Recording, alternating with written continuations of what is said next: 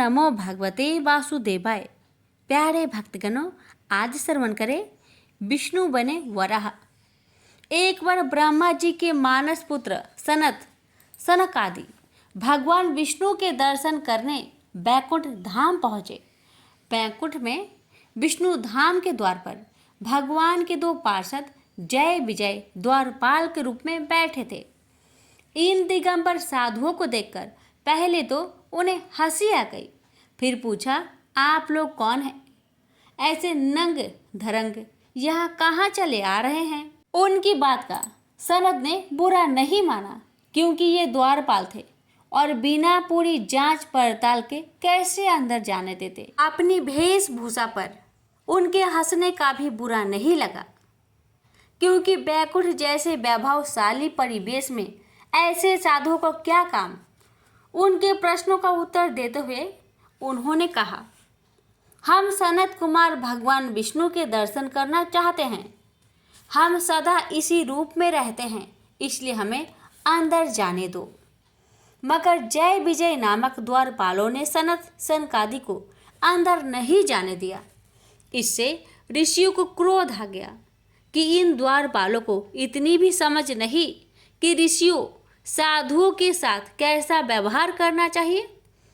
क्रोध में उन्होंने श्राप देते हुए कहा, तुम दोनों ने देव के साथ रहकर भी दैत्य जैसा व्यवहार किया है, इसलिए अगले जन्म में तुम दोनों दैत्य कुल में जन्म लोगे। द्वार पर इस विवाद को सुनकर भगवान विष्णु स्वयं बाहर आ गए और सनकादि को आदर से अंदर जाने को कहा। उधर जय विजय को दुखी देखकर भगवान विष्णु ने कारण पूछा, तो उन्होंने अपने श्राप की बात बताई। भगवान विष्णु ने कहा, उद्दंडा का फल तो तुम्हें भोगना ही पड़ेगा। असुर कुल में तुम्हारा अगला जन्म अवश्य होगा। इतनी चिंता मत करो, तुम मेरे पार्षद हो, इसलिए इसका पुण्य भी मिलेगा।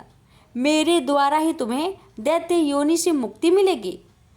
सनकादि भगवान के दर्शन कर चले गए। जय विजय की मृत्यु होने पर उनका जन्म कश्यप ऋषि की पत्नी दीति के गर्भ से हुआ। दीति दैत्य कुलों की माता थी, अतः उसके गर्भ से जन्म लेने वाले जय विजय का नाम इस जन्म में हिरण्याक्ष और हिरण्यकश्यप हुए। उन दोनों प्रबल असुरी शक्ति थी। उन्होंने अपने उत्पात द्वारा असुरी शक्ति के बल पर असुरी राज्य स्थापित किया। उन्होंने देवलोक पर भी आक्रमण कर देवताओं को भी त्रस्त कर रखा था। उन्होंने घोषणा की कि अब से उनके राज्य के सारे यज्ञ उनके ही नाम पर होंगे। देव को कोई यज्ञ भाग नहीं मिलेगा। किसी भी देवी देवता या ईश्वर की पूजा आराधना के बजाय उनकी ही पूजा होगी।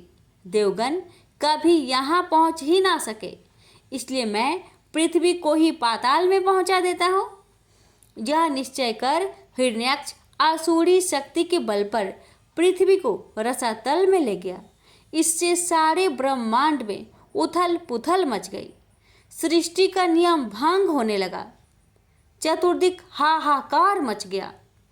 ऋषियों मुनियों तथा देवताओं ने मिलकर विष्णु से प्रार्थना की, भगवान देखिए, इन दो महापराक्रमी असुरों ने क्या किया। देवताओं का यज्ञ भाग छीना, पूजा पाठ धार्मिक कर्म कांड समाप्त किए और अब तो समस्त भूमंडल को ही रसातल में ले गए। उठिए प्रभु, कुछ करिए। ब्रह्मा की सृष्टि में बड़ा व्यवधान उपस्थित हो गया है। आप ऋषियों मुनियों तथा मानव के रहने का स्थान बनाइए। पृथ्वी जल में डूब रही है, उसके उद्धार के लिए बैकुंठ का वास छोड़कर कोई अवतार लीजिए। भगवान विष्णु ने देवताओं तथा ऋषियों को अवशासन दिया। जब पृथ्वी पर पाप का भार ज्यादा हो जाता है तो उसके उद्धार के लिए मुझे अवतार लेना ही पड़ता है। आप लोग निश्चिंत होकर जाइए, मैं कुछ करता हूँ। देवताओं के चले जाने पर भगवान विष्णु ने नीचे देखा। पृथ्वी का कहीं पता नहीं, सर्वत्र जल ही जल दिख रहा था। फिर तो भगवान वराह के रूप में प्रकट हुए और समुद्र में कूद पड़े। भयंकर गर्जना के साथ अपनी विशाल डांड पर पृथ्वी को रखकर वे अथाह राशि को चीरते हुए ऊपर आ गए। पृथ्वी को समुद्र से ऊपर आते देख तथा वराह का भयंकर शब्द सुनकर हिरण्याक्ष बौखला गया कि किसने उसकी शक्ति की चुनौती दी है। वराह को देखते ही वह उसे मारने दौड़ा। उसका हर अस्त्र शस्त्र वराह के शरीर से टकराकर चूर चूर हो जाता था। भगवान कुछ देर उसके प्रहार झेलते रहे, उसके क्रोध को भड़काते रहे। रूप भले ही वराह का था, पर थे तो वे परम ब्रह्मा, अनंत शक्ति भगवान विष्णु। उन्होंने एक झटके से हिरण्याक्ष को अपनी डांड पर उठा लिया और घुमाकर आकाश में दूर फेंक दिया। आकाश में चक्कर काटकर वह धड़ाम से पृथ्वी पर वराह के पास ही गिर पड़ा। मरणासन हिरण्याक्ष ने देखा कि वह वराह अब बड़ा न होकर भगवान विष्णु है। उसे अपना पूर्व जन्म याद हो आया।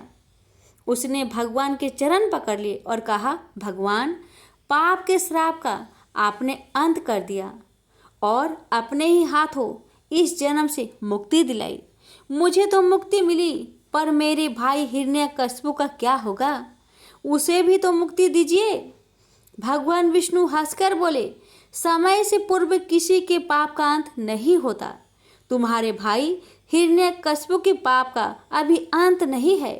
तुम्हारे अंत के लिए पृथ्वी कारण बनी, उसके अंत के लिए मुझे एक और अवतार लेना पड़ेगा। तुम्हारे लिए वराह बनना पड़ा, उसके लिए नरसिंह रूप में अवतार लेकर उसका उद्धार करना पड़ेगा।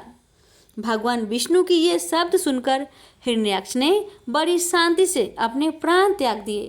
प्रेम से बोलिए लक्ष्मी नारायण की जय।